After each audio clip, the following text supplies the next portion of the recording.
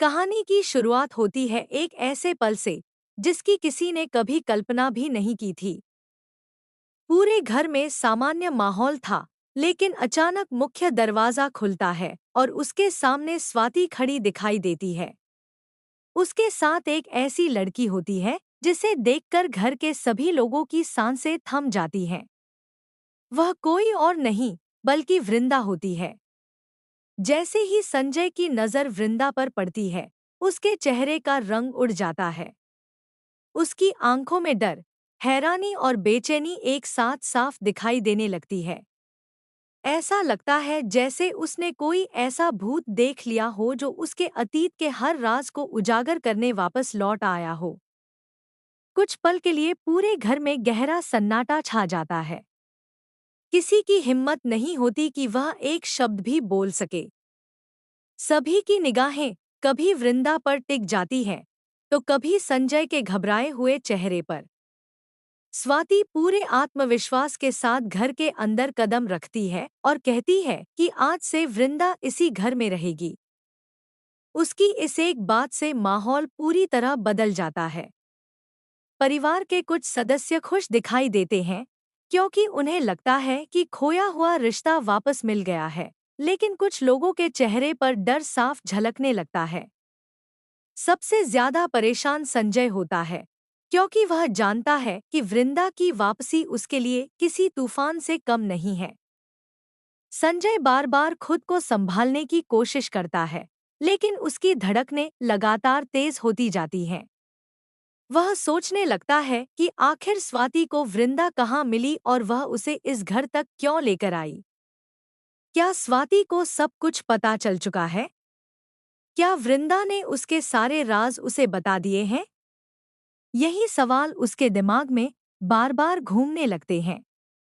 दूसरी तरफ वृंदा पूरे समय शांत रहती है।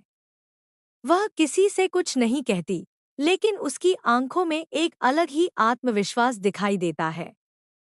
ऐसा लगता है जैसे वह सही समय का इंतजार कर रही हो। स्वाति सबको देखकर कहती है कि अब इस घर में कोई भी झूठ ज्यादा देर तक नहीं टिक पाएगा।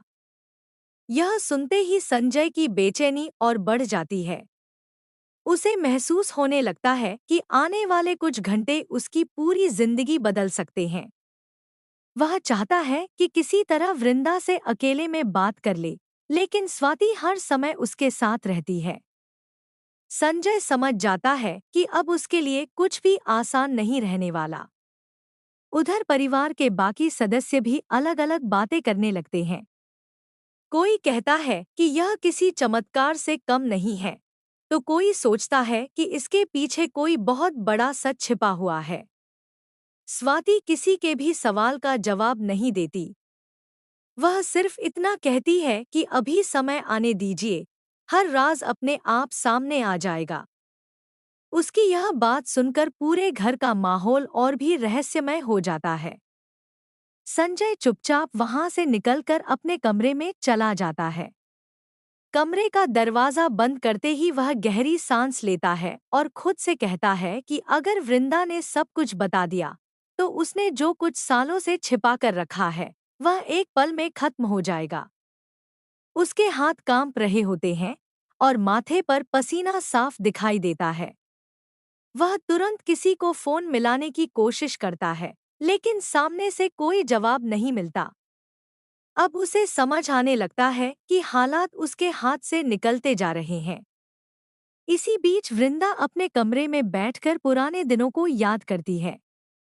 उसकी आंखों में आंसू जरूर हैं, लेकिन अब वह पहले वाली कमजोर वृंदा नहीं रही। उसके मन में सिर्फ एक ही बात चल रही है, अब सच सामने आएगा और जिसने भी उसके साथ धोखा किया है, उसे उसके कर्मों की सजा जरूर मिलेगी। दूसरी ओर स्वाति भी पूरी तरह तैयार है। वह जानती है कि इस घर में कई ऐसे लोग हैं जो सच सामने आने से डर रहे हैं, लेकिन इस बार वह किसी की चाल में नहीं फंसेगी। उसने जो कदम उठाया है, उससे अब पीछे हटने का कोई सवाल ही नहीं उठता।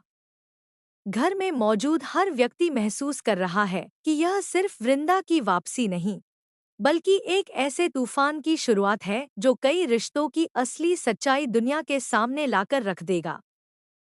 और जैसे जैसे शाम करीब आने लगती है, हर किसी के मन में सिर्फ एक ही सवाल गूंजने लगता है।